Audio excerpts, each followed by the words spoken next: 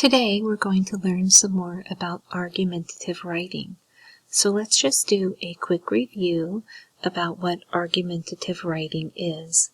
Remember, it is when the writer presents a claim on a controversial issue and uses evidence to support it. An argument is when you clearly state a claim in the thesis statement and support it using solid reasons and evidence.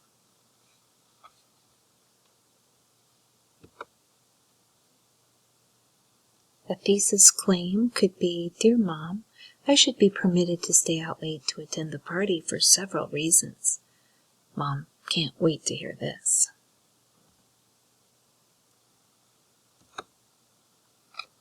So the argument is the kid who wants to go to a party. He prepares his argument. So one of the reasons that he would give is that he is a responsible kid. So remember, we also have talked about how does argument writing differ from persuasive writing. Remember, persuasive writing also involves making a claim. However, the supporting details are based on feelings and emotions.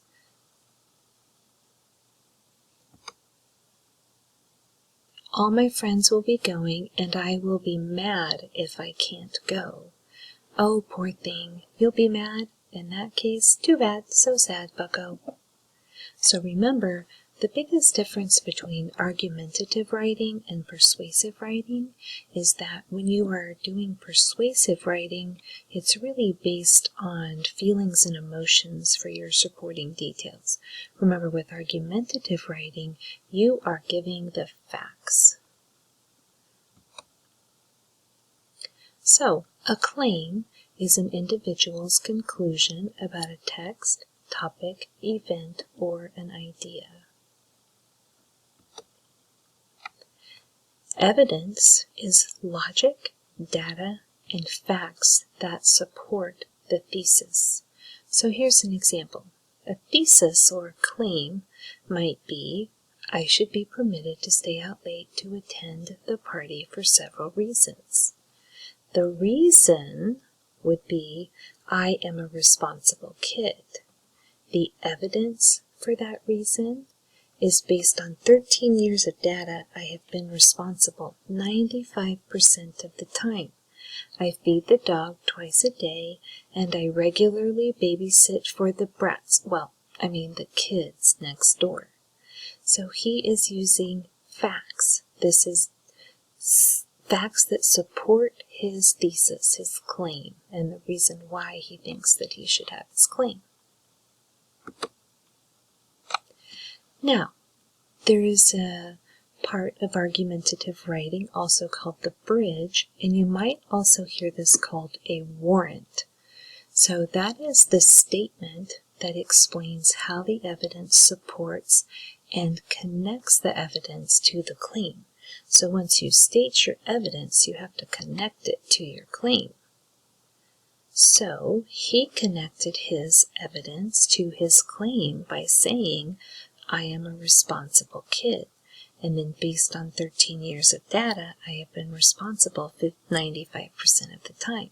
I feed the dog twice a day, and I regularly babysit for the kids next door. So, what's your point? Explain.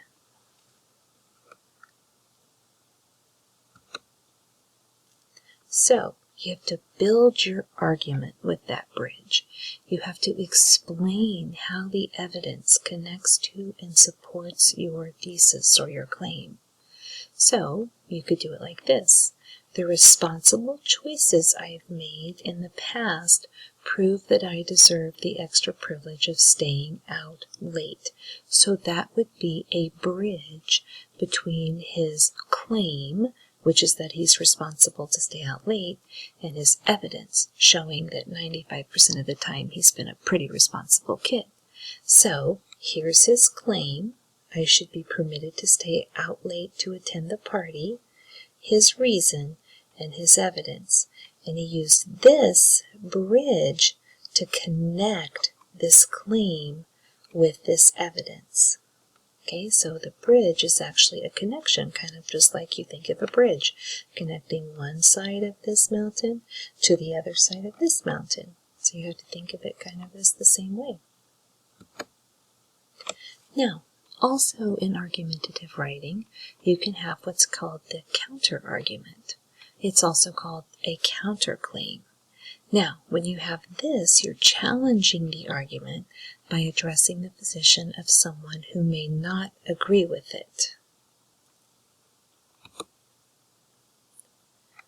He says, "You may think that if I stay out late, I won't be able to have the energy for my soccer games over the weekend."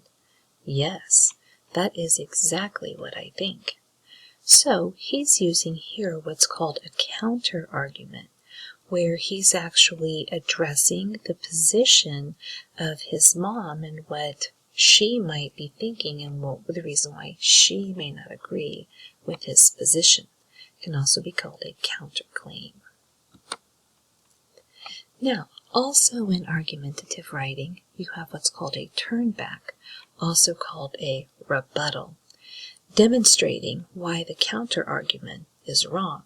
So now he's got to come back and tell her why she's wrong. Although it is true that it will be difficult to get by on a little less sleep, I only have to play one game on Saturday. This means that I will have plenty of time to rest before Sunday's game. She says, that's a good point. So you use the turn back to try to kind of get back at the counter argument and why it might be wrong. So you have to add some more evidence within the turn back to demonstrate why the counter argument would be wrong.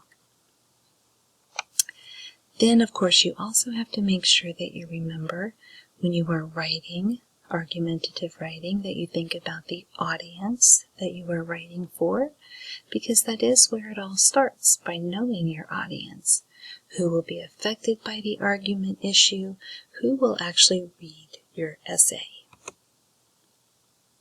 Meet the kid who wants to go to a party. Meet the strict mom who likes to say no. So you have to be thinking when you are writing an argumentative essay, who is your audience? And that's actually a really good place to start. I will be reading your essays that you're going to be writing this quarter, but maybe you should be writing your essay for something that you also want someone else to read.